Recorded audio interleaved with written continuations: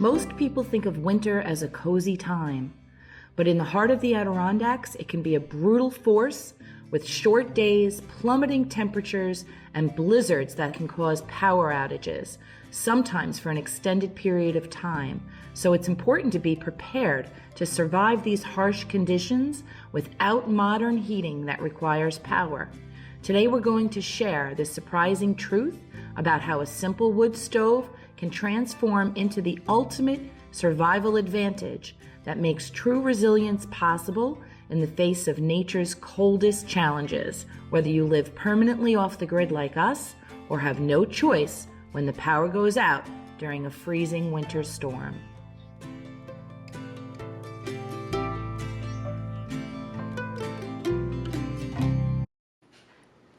Feels so good. And our heat's still not working. No heat. Happy Thanksgiving, everyone. Knowing that we would be gone for the holiday, I decided to turn the heat on, but as Murphy's Law would have it, the heat wasn't there when we needed it. Okay, well, we tried to turn on the heat, but it's a no-go.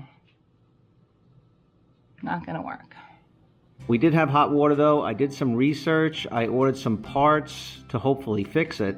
And of course they're on back order till mid-December. So in the meantime, we're heating with the wood stove.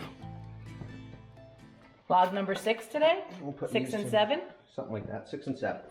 6, 7. 6, 7, oh no. So Rich and I both have a snow day today. He's a school bus driver, I run an after school program, and we're getting a big snowstorm today. The chicken is still cooking. It's been about a half an hour so far. Okay, right now we're at 500 degrees. It's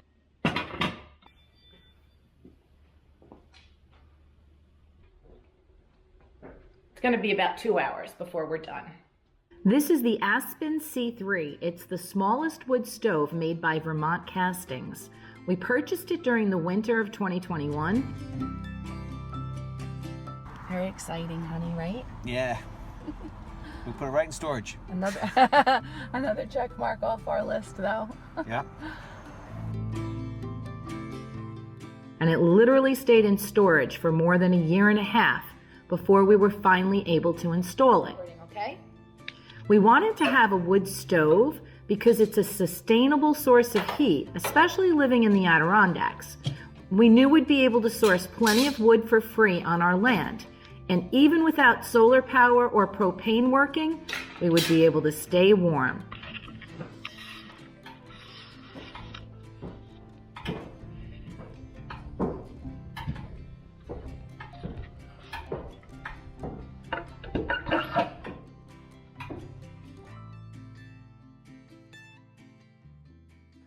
It may be a small stove, but this stove, or any other small stove for that matter, can be a lifesaver. I mean, think about that time, I think it was 2021, which is when we bought this. They had that deep freeze in Texas and people died. Even us, our first winter, it was negative 26 degrees and we weren't covered or insulated. And even though we couldn't get over 50 degrees, we didn't freeze. So this stove, or any other small stove for that matter, even though it probably won't heat your home the way it heats ours, because we're a green roof home and super energy efficient, it still could be enough to keep you from freezing. And that's huge. Let's take a peek inside quick. I smell it. Oh my goodness. It looks good. That looks amazing. I think it's done. Heavy. All right. These gloves are great though. Safety gloves. Always have them. Link in description below. Here's something else we have. Just in case. This is something if you get a chimney fire. And it puts the fire out? It's supposed to. We have fire extinguishers.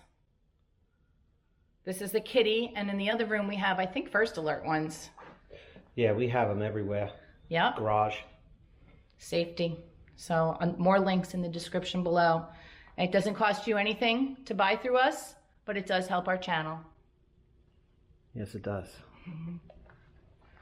Oh, and you know what?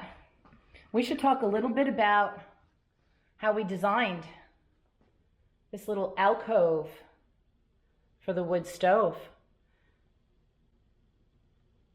A lot of thought went into that. In last week's video, we finally finished the trim on the sides of the chimney enclosure. But I want to point out that we purchased the stove long before even building our home. So this alcove and chimney was literally designed for this stove. So that's our alcove. You want to try and find the center of that?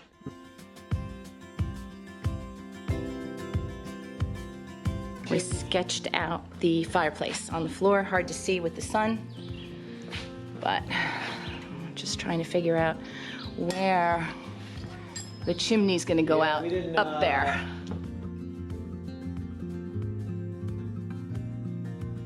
Right there.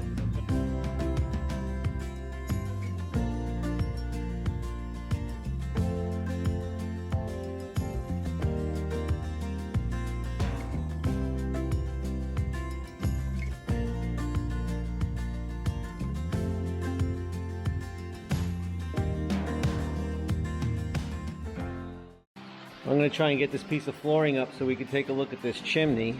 The only thing that I need to do is make sure that we have a floor joist under me. It's really hard actually because underneath the chimney here there's no joists yet. The chimney looks crooked. It's leaning to the left. Yeah, I know, it is crooked. Crap. I think we'll be able to find the difference as we get up that high. Oh boy. Flex it one way or another.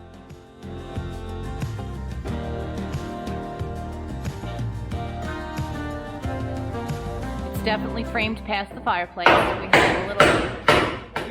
We had a little weirdness here because of the chimney. We had to make sure that we framed it so that the chimney box could be up there. Oh, there it is. All right. There you go.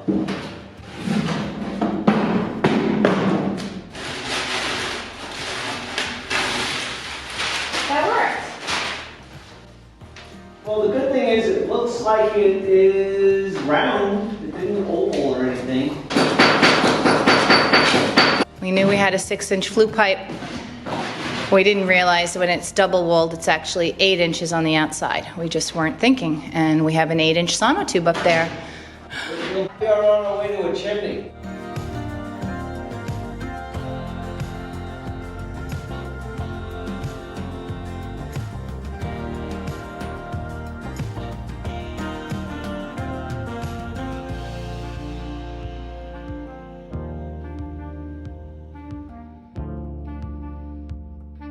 Watching TV. Watching TV up there with the wood stove there, thinking, wow, Yeah. we did this. Yeah. And it'll all be amazing. It'll all be worth it. The big picture, the right? Keep the end goal in sight. That's right, that's right. Kathie designed everything. I really wanted a mantle to hang my Christmas stockings and things on.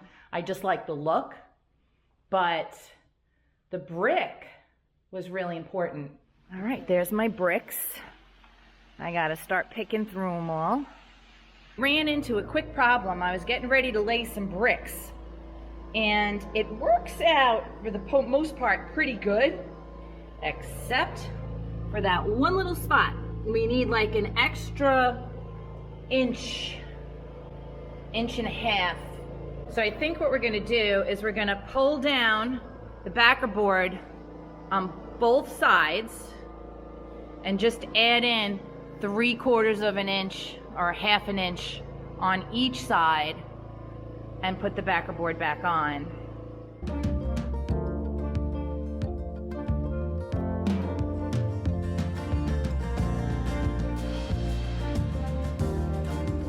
We got a spacer in there now and the bricks should fit better.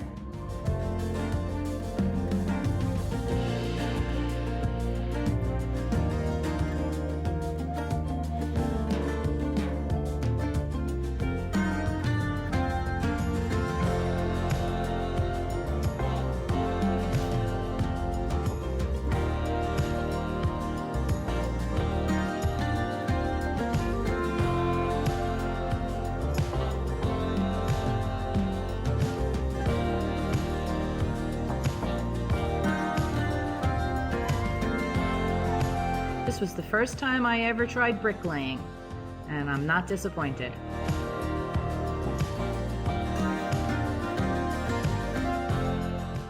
The brick, that also absorbs the heat. Right. And then it releases the heat into the room, which helps all night long. And that's the main goal with this whole house, is the concrete is like a battery. It absorbs the heat energy. And when we let the stove go out at night, it keeps us warm. All right, well, I think it's time. Let's run this tractor with the snowblower down the driveway. It's the first time I use this thing in 2 years. I'm a little bit rusty, I'm sure. And we'll go take a look at the streets. We have to go out.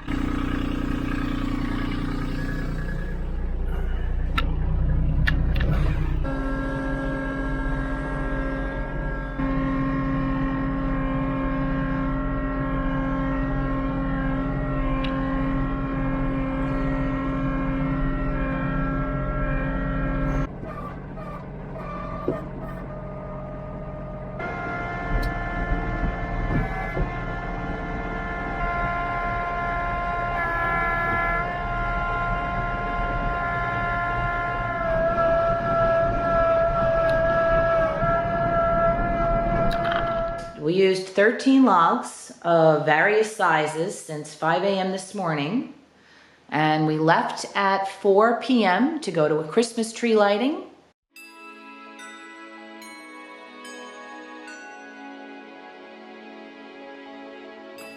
We just got home. It's been 5 hours, and the house is still 68 degrees with no added heat.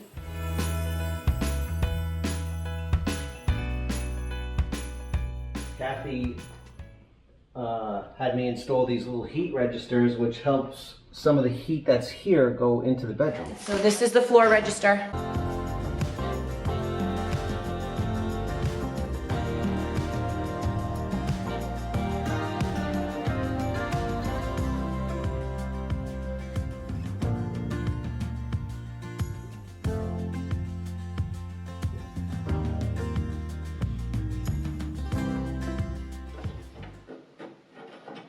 I think they're gonna look great. Are they too hot to touch? I'm just curious since the stove is so hot. Because, no, that's not too bad, right? A little warm. Yeah.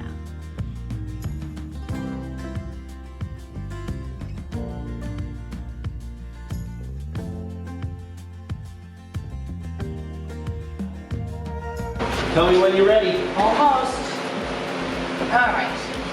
Let's do that. Go on the other side. Let's see. Have to raise this 3 more inches. Little miscalculation on our part.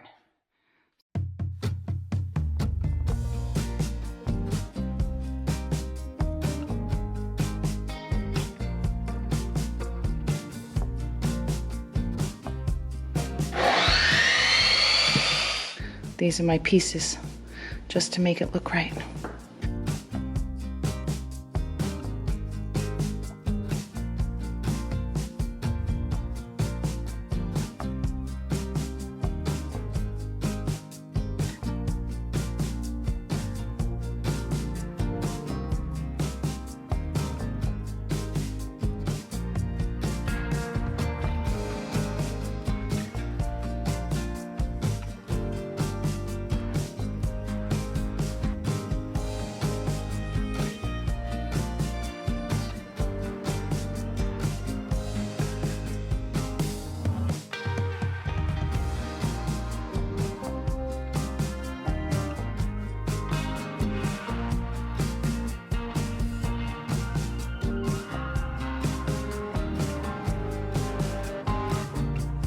We installed the stove and the pipe ourselves with the help and the knowledge of the people at Cozy Cabin where we purchased it. We used 6-inch Selkirk black double-walled stovepipe to the ceiling in the alcove and 6-inch Selkirk ultra-temp stainless steel insulated chimney pipe all the way out through the top of the dome. And even though we may have had a few hiccups along the way, in the end, the entire design is to code with a few inches to spare in case we ever want to swap the stove out for a different one. This whole thing was literally designed and built specifically for this stove's specifications. However, we did add a few inches extra, so someday if we ever have to change out the stove, we've got room. Right. At first it felt like the stove wasn't going to be big enough, but as we are closing everything in, it is definitely getting warm in here. It's so hot. I'm working over there by the door, and I'm hot. And the power's turned off, so there's no fan, and it's really hot upstairs. We need that ceiling fan right now. Circulation's important. So I really just we're going to get back to work. But that front door, when we close that up, that's a cold room entry. We'll get warmer. Yesterday, Richie worked in the utility room. Today is a snowy day. The generator's running because, of course, there's no sun and it's freezing cold. So we thought it would be a great day to finally close this wall in because we lose a lot of heat through there.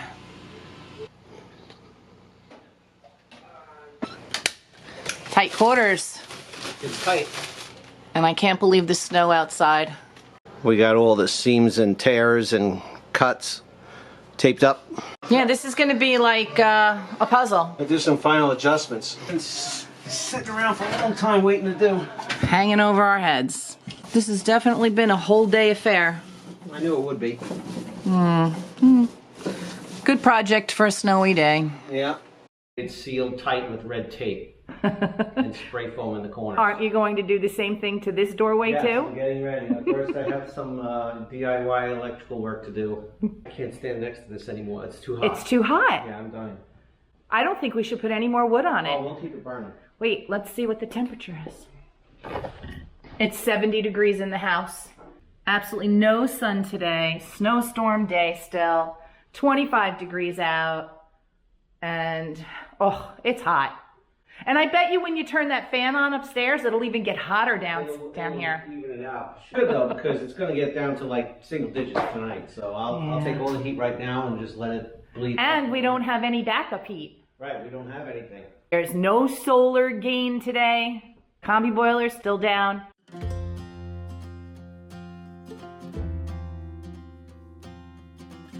Everybody starts their fires different.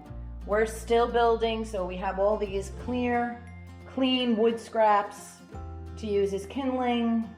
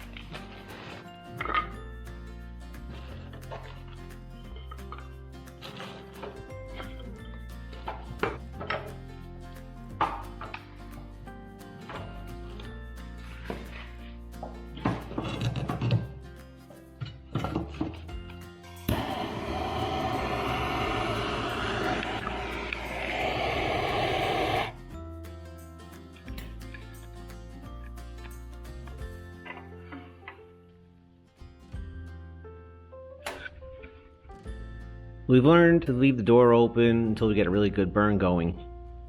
We do the same thing anytime we add more wood to the stove. The draft comes in the front here, so we always try to make sure that that's open. And we're doing a mix of crappy wood and good wood. I'll just put that in there for a minute. And when it comes to burning wood, we've used just about everything from pine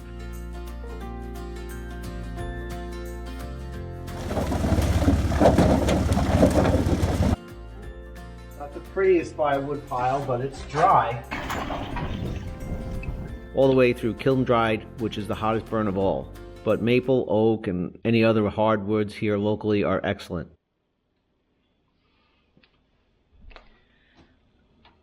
We monitor the temperature of the stove with this Vermont Castings stove top thermometer. A lot of people said that we had it in the wrong place. It should be on our chimney. But this is the recommendation from Vermont Castings, and we're following what they want us to do.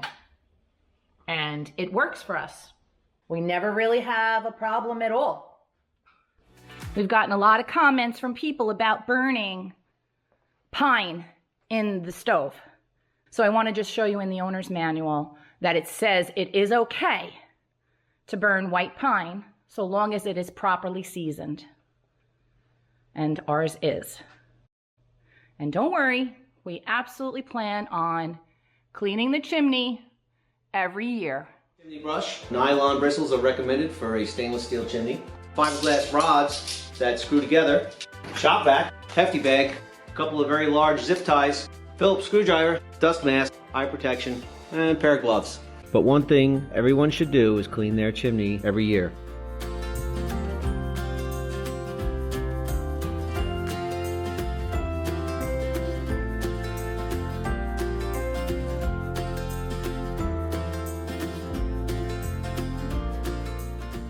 All right, power's back on. Ceiling fan circulating. Insulation is looking good here. And don't you know it, we're short one tiny little piece for this wall over here. We'll figure it out. Yeah, I was digging up scraps. There's not much left. No. But that is a cold room, and it's definitely not helping us stay warm. So insulation is a big deal if you want to stay warm. But this little Vermont Castings Aspen C3, worth every penny. Even if you just have a little wood stove for one room in your house, at least you can stay warm in the worst of conditions. And with this kind of stove, with a cooktop, They look like they're ready to eat. smell it. Let me see. You can still cook dinner. You can melt snow for water. You can dry wet clothing. It could mean the difference between life and death. Even if you can only maintain 50 degrees, it's better than freezing.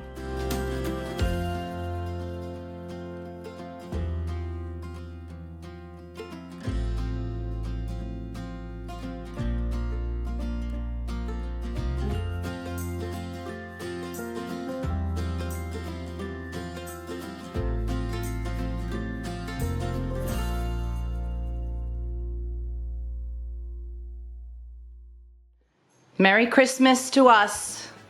We got ourselves matching chairs, Black Friday special from Wayfair.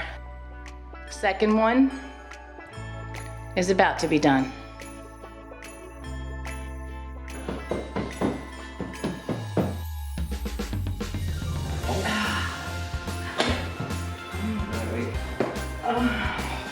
They're good.